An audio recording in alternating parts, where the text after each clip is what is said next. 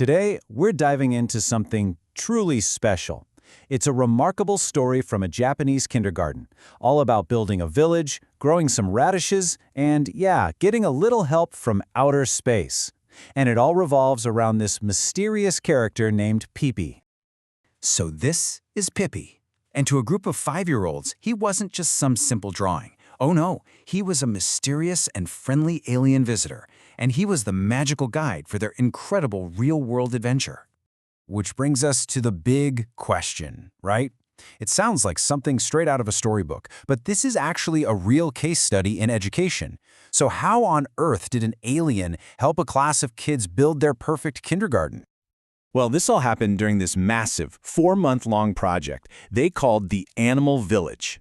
And this wasn't just some arts and crafts day. It was this huge, immersive experiment that basically turned their entire school semester into one continuous, evolving world of play.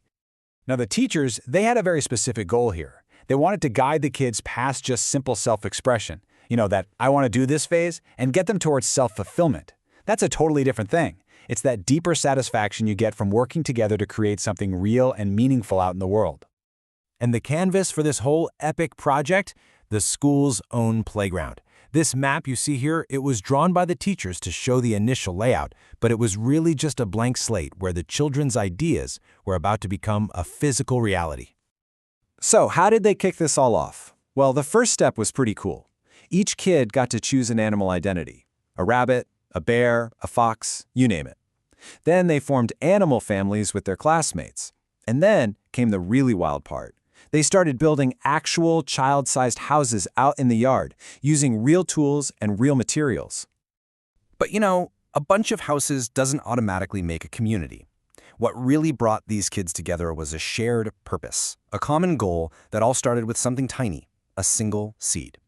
This is what kicked off the great quest to grow radishes. Yep, believe it or not, it all started with just a simple packet of radish seeds. The brand new animal families decided that their very first mission as a village would be to plant a garden and take care of it together. And this is where the magic really happened.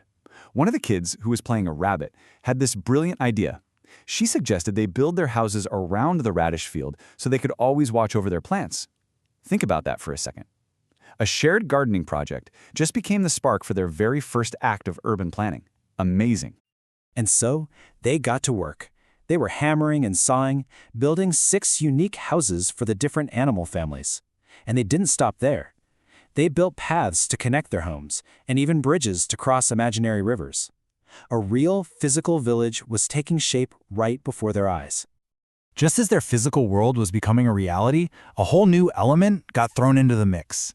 This is where their alien friend Pippi sent a message that was about to blend their real world with a digital one.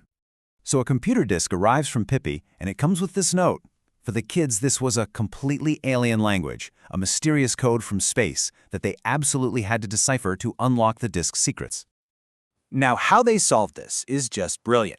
Since they didn't know the Latin alphabet, they simply read the Japanese characters that were also printed on the keyboard keys, sounding it out as ri, ra, chi, shi, ro, shi, wa, ke.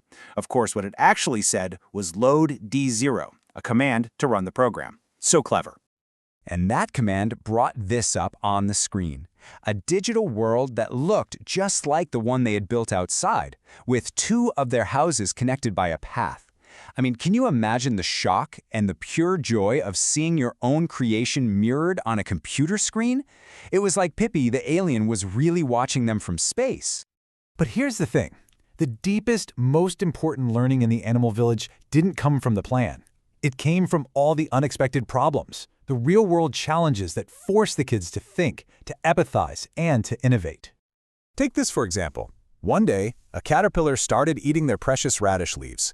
Now, instead of getting mad, the kids actually had a discussion about it.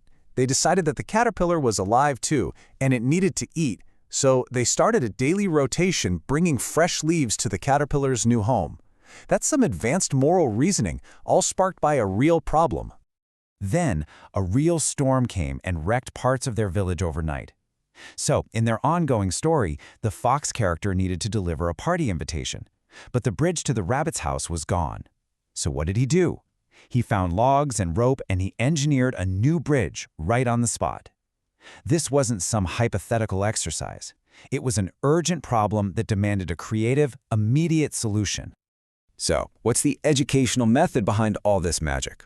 Well, this whole project is a perfect example of a concept called blended play, where the physical and digital worlds intersect to create something much, much deeper. This was so much more than just playing house.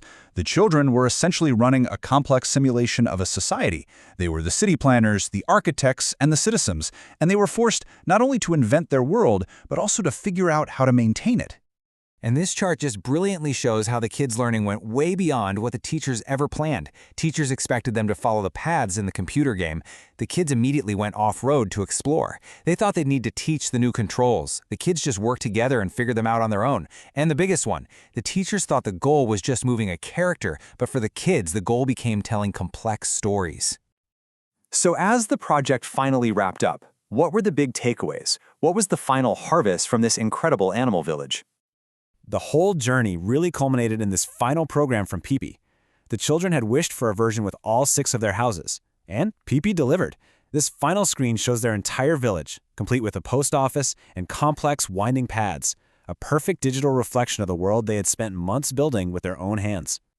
This whole project leaves us with some really powerful lessons. First, when kids create their own environments, they develop this incredible sense of ownership. Second, digital tools are most powerful when they enhance physical play, not just replace it. Third, real, messy problems are the absolute best way to learn. And finally, a shared story is an amazing tool for uniting an entire community.